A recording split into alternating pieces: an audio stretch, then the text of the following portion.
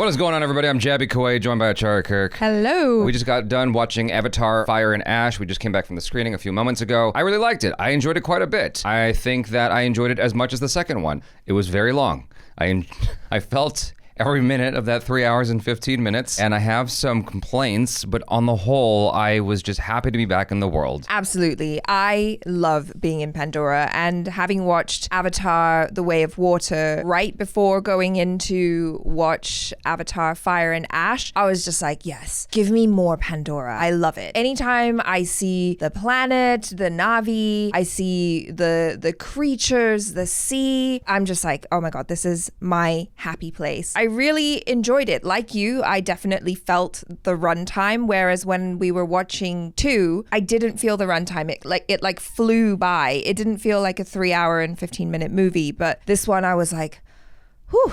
Yeah. It feels long. However, I still enjoyed it. Does that make sense? Yes. The reason why it felt long is because it allows itself to sit in certain feelings. It doesn't just move on from stuff. There are events that took place in the second film, and it doesn't dismiss any of that. It carries that forward, and it wrestles with the stuff from the second movie. I don't want to be too specific, but I really appreciated that it delved into that. I mentioned this in our off the cuff thoughts from our social media. I felt like it really explored the human condition, even though you're dealing with the Na'vi, even though you're dealing with creatures and sea animals. It felt like it was allowing you to see the human condition through another set of eyes. Right. I mean, I think Avatar has always been very emotional, at least for me. Yeah. The first one made me cry. The second one made me cry buckets. This one, I also cried a lot, and I was like really feeling it in my chest. Yeah. You know, I like that about the movies. I like that it gets emotional and makes you feel things. And that is one of the positives watching it. For me, it wasn't that stuff. It wasn't the consequences or anything that made it feel long. For me, it was because so much was happening. Yeah. It was like a lot of different things happening all in the same movie. And I feel like even though Avatar 1 and Avatar 2 were long movies, the stories were very streamlined. Well, yeah, there's definitely a lot going on. It's going all over the place. And I could see that as I was watching it. I'm like, we get to what I thought was the 3 hour mark, and it's like, oh no, this is like probably 2 hours and 15 minutes where we're at. It's like another hour to go. I didn't look at my watch at all. I didn't look at my phone. It's just that there were certain moments where I was like, oh, this is going to be like the 2 towers. It's going to kind of cut off at a certain point. It's like, oh no, we're going. I'm like, what the hell? We have so much movie in this movie. It felt like 2 movies in one, honestly. Yeah. Now that I know that, I think I'll enjoy it even more watching it a second time. Now, there's so much movie in here, and we haven't even given a summary. Achara, you're the pro when it comes to summaries. Why don't you go ahead and give one? Oh, God. Okay, never mind.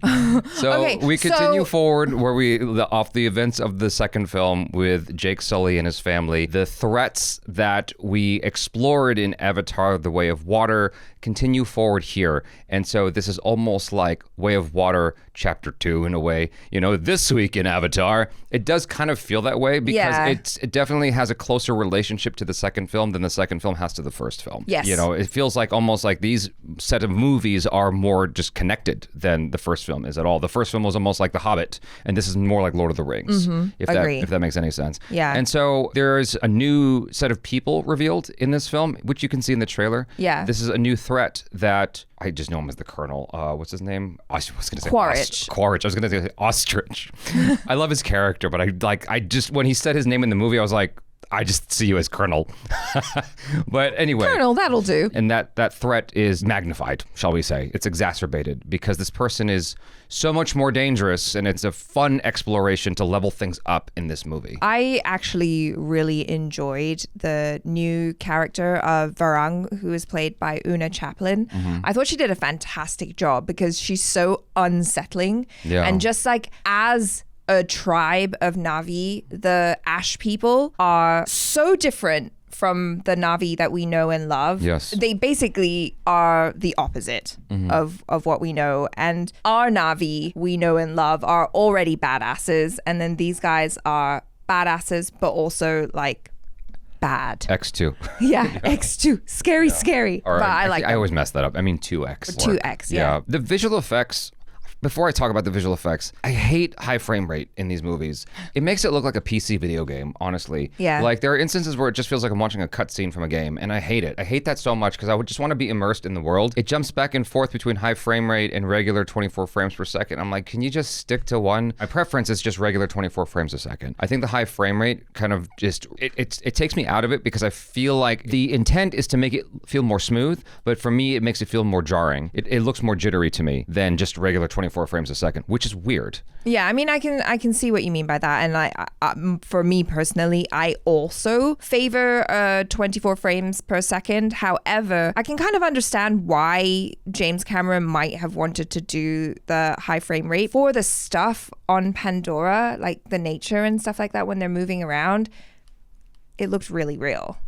I forgot that I was looking at CGI, whatever. I get that feeling. Can I book a ticket? Yeah. Can I go? No, I get that feeling. It's just that, there were instances where it felt like I was on a Universal Studios backlot ride or something like that. Sure. Like the King Kong ride. Yeah. I'm just like, Which is fabulous, by the way. I'm okay on that. I don't like it. Because when we were watching Way of Water, there was no high frame rate, and I thought it was so much better for it. Anyway, about the visual effects, they're stunning, as usual. It levels up with each film. Yeah. And even though the film was all over the place, there were so many instances where I felt like it really did level up from the second movie. Like I said, like just dealing with the human condition and like wrestling with all kinds of emotions and going darker than the second movie. Yeah. I was like, yo, like this is kind of crazy, the places it's going to, and I really enjoy it. And just when I was thinking, I enjoyed the Colonel so much more in the second movie. I think he's kind of bland in this one. That's when he came in strong in the movie. I'm like, what the hell? Like, he is so good in this movie again. It largely is kind of,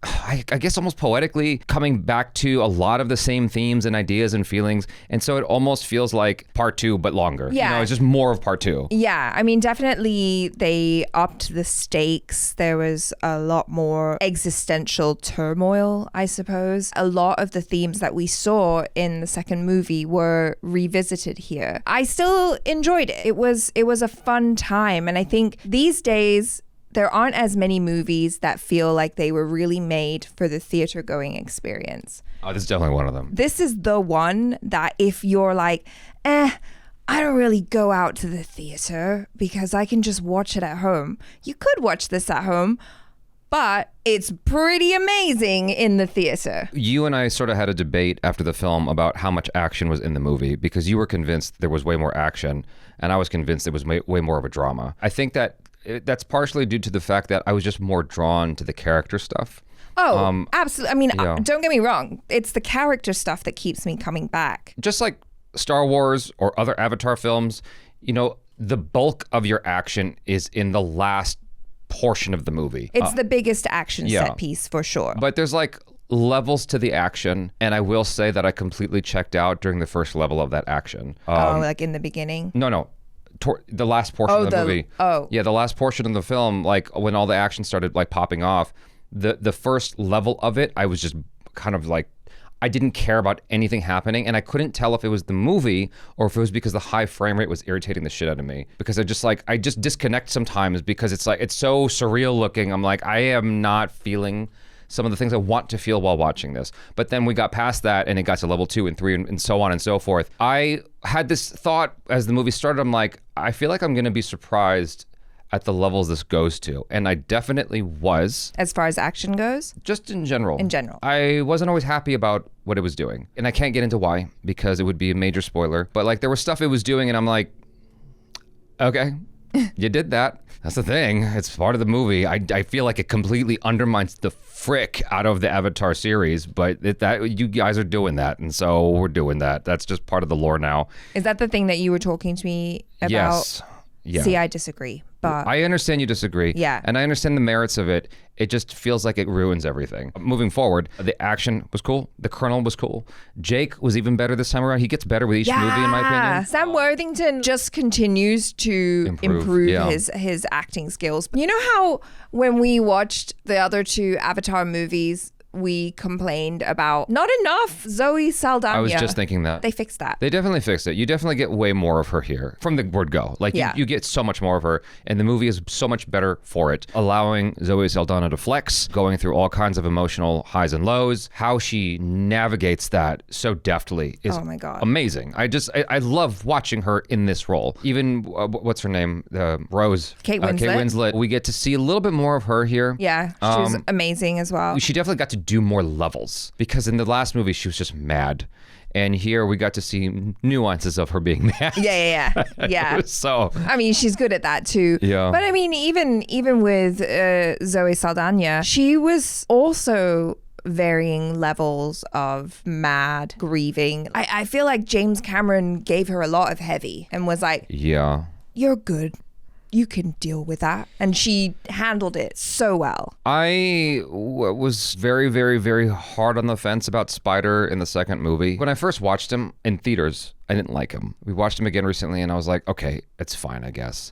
But then we watch him in this, and I'm like, I just don't feel like he is bringing enough for what I'm supposed to feel from his character. A lot of the heavy lifting is by the people around him, and that's what's making me feel anything at all. Any scene where I'm supposed to feel any kind of emotion with regards to his character, it's because of who is opposite of him, not because of him. I just don't feel like he was the best choice. It might be a challenge that I just can't wrap my head around, because he is the one human component most of the time in so many of these scenes. I see what you're saying. I personally don't have a problem with Spider. I really like the character. I think it's really cool that we have this addition of an adopted child, the challenges of all of that within the family. But I know what you're talking about when it's like, oh yeah, the reason why we feel things is because of the support that he's getting from the other actors and the other characters. But I don't know if that is an issue with Jack Champion, who's playing Spider. I don't think it's that. I think it might just be 100%, the character. 100%.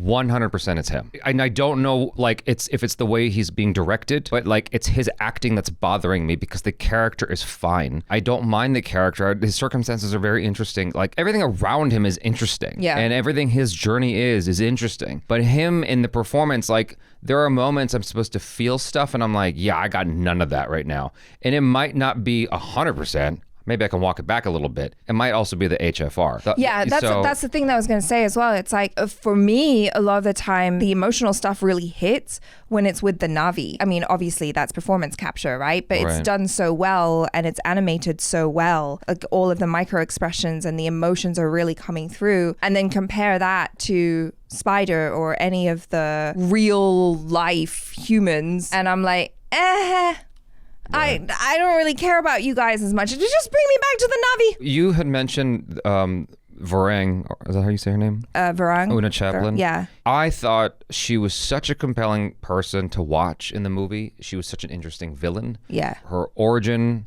was explained, and I was like, I get it. I feel that. I was on board. What I didn't like was that we just didn't get enough of her. I agree. I wanted more of her. It felt like, for her being the poster of the movie, for her being like the focal point of the trailers that I've seen, because I haven't seen too many trailers. Yeah. I'm just like, it feels like you're not in this movie a heck of a lot. Yeah, I agree. When they introduced her and everything, I was like, oh yeah. Yeah, she's cool. She's sexy. She's like dangerous, super smart. And then the movie's like, and we've moved on. And that's kind of my main issue with the movie, is like, it's just trying to cover so much. Yeah, there's not as much newness that you feel when you watch Way of Water. Going from Avatar to Avatar Way of Water, it feels like a whole new world in a way. Yeah, a whole new world. And here, at the beginning of the journey, I thought that it was going to do that. And it just didn't. It felt very circular. Yeah. It kept going in the same spots over and over again. I'm like, oh, okay. It's just fortunate that I really enjoy the sandbox that James Cameron we're playing has created. in. Yeah. Like, honestly, it's that simple. It's almost like Grand Theft Auto. I could just be messing around and I'll be okay. This is a world where they could be just dicking around and I'm all right. It's fun. It's fun enough, and I like the characters enough. I like the acting enough that I'm entertained as we go. Are there problems? Absolutely, there's problems in this story. It's more noticeable and glaring, I feel like, here than it is in the second movie. But I was still just enjoying the company we keep in this story. Yeah, absolutely. Except for Spider. I'm sorry. His character's fine. It's the acting. It just took me out so many times. This movie is darker than the other two for sure. And it's thematically, it's the cleanest way to say it. It definitely is exploring stuff that's more mature in any way you want to interpret that. It's definitely more mature than the other films. And I think it's all the better for it. I feel like any weaknesses in the movie is because it couldn't go darker without going rated R. Because like there are some things you're seeing over and over again or not seeing, and it's because it can't be rated R.